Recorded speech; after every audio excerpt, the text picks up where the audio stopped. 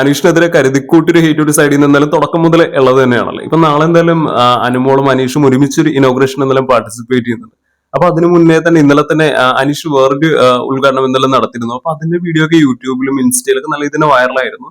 അപ്പൊ അതിനകത്താണെങ്കിൽ ഒരുപാട് കമന്റ്സും കാര്യങ്ങളും എല്ലാം നമുക്ക് കാണാവുന്നതാണ്. അപ്പൊ അതിനകത്താണെങ്കിലും അനീഷിനെ കരുതിക്കൂട്ടി എന്താ പറയുക ഡീഗ്രേഡ് ചെയ്യുന്ന രീതിയിൽ വളരെയധികം ഒരു നെഗറ്റീവ് ആയിട്ടുള്ള രീതിയിൽ കമന്റ്സും കാര്യങ്ങളും എല്ലാം കാണാവുന്നതാണ്. അവിടെ ഒരു വേറൊരു മത്സരാർത്ഥിയെ വളരെയധികം സപ്പോർട്ട് ചെയ്തിട്ടും അവരുടെ റീച്ചിനെ കുറിച്ചൊക്കെ പറഞ്ഞിട്ടാണെങ്കിലും ഒരുപാട് കമന്റ്സ് ഇങ്ങനെ കാണാവുന്നതാണ്. അത്തരത്തിലുള്ള കമന്റ്സുകൾ നമ്മൾ ഇതിനു മുന്നേ ഒരു ബിഗ് ബോസ് ഹൗസ് ഉണ്ടായിരുന്ന സമയത്തും ആ ഒരു ഷോ നടന്നുകൊണ്ടിരുന്ന സമയത്തും ഇത്തരത്തിലുള്ള സമാനമായിട്ടുള്ള ഒരുപാട് കമന്റ്സ് അനീഷിനെതിരെ നമ്മൾ കണ്ടിട്ടുള്ളതാണ്. അത് ഇപ്പോഴും കണ്ടിന്യൂസ്ലി പോയിക്കൊണ്ടിരിക്കുന്നത് എന്തുകൊണ്ടാണെന്ന് നമുക്ക് അറിയാവുന്നതാണ്. അത് ഞാൻ ഓൾറെഡി ഇതിന് മുന്നുള്ള വീഡിയോയിൽ ഞാൻ പറഞ്ഞിട്ടുള്ളതാണ്. അപ്പൊ അതുകൊണ്ട് ഞാൻ വീണ്ടും റിപ്പീറ്റ് ഞാൻ ചെയ്യുന്നില്ല.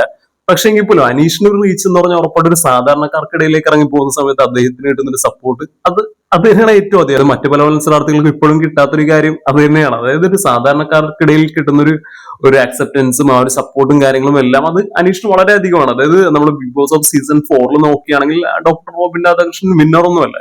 പക്ഷെ ഒരു വിന്നറിനേക്കാളും കൂടുതൽ റീച്ചും ആ ഒരു സപ്പോർട്ടും ആൾക്കാരുടെ സ്നേഹവും എല്ലാം കിട്ടിയ ഒരാളാണ് ഡോക്ടർ റോബിൻ. അപ്പൊ അതുപോലെ തന്നെ ജനഹൃദയങ്ങളിൽ വലിയൊരു സ്ഥാനം പിടിച്ചു പറ്റാൻ അനീഷിനും സാധിച്ചു എന്നതിനകത്ത് യാതൊരുവിധ സംശയമില്ല. പക്ഷെ ഈ PRs വീണ്ടും ഈ പറയുന്ന അനീഷിനെ ഡീഗ്രേഡ് ചെയ്തിട്ട് വേറെ ചില മത്സരാർത്ഥികളെ സപ്പോർട്ട് ചെയ്യുന്നത് നമുക്ക് മനസ്സിലാക്കാവുന്നില്ല. ഈ PRs ചില ആൾക്കാരിൽ നിന്ന് കുറച്ച് കാശ് മേടിച്ചിട്ടുണ്ട്. അപ്പൊ അത് ഈ പറയുന്ന ഷോ കഴിഞ്ഞാലും കുറച്ച് നാളും കൂടി ആ ഒരു സപ്പോർട്ട് അറിയിക്കുക എന്ന് പറയുന്നത് ഉറപ്പായിട്ട് ഒരു ബോണ്ടിങ്ങിൽ ഉണ്ടാവേണ്ട ഒരു കാര്യം തന്നെയാണല്ലോ. അല്ലാത്ത പക്ഷേ ഈ പറയുന്ന മത്സരാർത്ഥികൾക്കുള്ള ഒരു സപ്പോർട്ട് വളരെയധികം പെട്ടെന്ന് തന്നെ കുറഞ്ഞു പോവുകയാണെങ്കിൽ അത് എവിടെ നിന്നോ വന്നൊരു സപ്പോർട്ട് അല്ലേ, അത് എങ്ങനെ ഇത്ര പെട്ടെന്ന് ഇല്ലാതായി എന്നുള്ള രീതിയിലൊരു കൺഫ്യൂഷൻ വരികയും അപ്പൊ അങ്ങനത്തെ രീതിയിലുള്ള കൺഫ്യൂഷൻസ് ഒക്കെ മാക്സിമം ഒഴിവാക്കാൻ വേണ്ടിയാണ് ഈ ഒരു സപ്പോർട്ട് വീണ്ടും കുറച്ചധികം നാളും കൂടി ഇങ്ങനെ തുടർന്ന് വന്നുകൊണ്ടിരിക്കുന്നത്. അതുകൊണ്ട് തന്നെയാണ് അന്വേഷണത്തിനെതിരെ ഇത്തരത്തിലുള്ള ഒരു ഹേറ്റും കാര്യങ്ങളും എല്ലാം ഇത്തരത്തിൽ കമന്റ് ബോക്സിലും എല്ലാം നമുക്ക് സ്ഥിരമായിട്ട് കാണാൻ സാധിക്കുന്നത്. അല്ലാതെ ഈ PRs അടക്കം മനസ്സിലാവും അല്ലെങ്കിൽ ഈ കമന്റ് ഇടുന്നവർക്ക് തന്നെ അറിയാം അതായത് അനീഷിനുള്ള സപ്പോർട്ട് എത്രത്തോളമാണ് എന്നുള്ളൊരു കാര്യം. ഈ ബിഗ് ബോസ് ഓഫ് സീസൺ 7 കഴിഞ്ഞിട്ട് ഏകദേശം ഇപ്പൊ ഒരു മാസമൊക്കെ കഴിഞ്ഞിട്ടുണ്ട്. അപ്പൊ ഇപ്പോഴും ഈ ഒരു ഷോ കഴിഞ്ഞ ഒരു പുറത്തിറങ്ങിയ ശേഷം അവരുടെ നിലപാടുകളായിക്കോട്ടെ അല്ലെങ്കിൽ അവരുടെ കാഴ്ചപ്പാടുകളായിക്കോട്ടെ